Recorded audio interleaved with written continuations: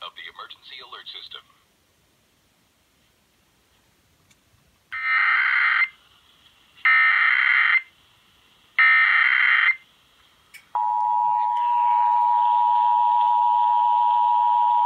To the house tonight. Yes.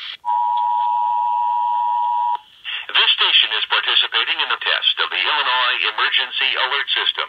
This system was developed to provide information to the public during emergencies.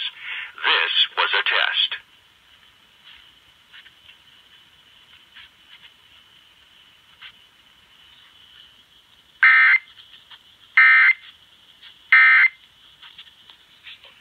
You're listening to Thanks to all of you. 780 and 105.9 FM, WBBM. This is a coordinated monthly test of the emergency alert system. Had this been an actual emergency, official messages would have followed the alert tone. You're listening to Chicago's all-news station, News Radio 780 and 105.9 FM, WBBM. You're late for work.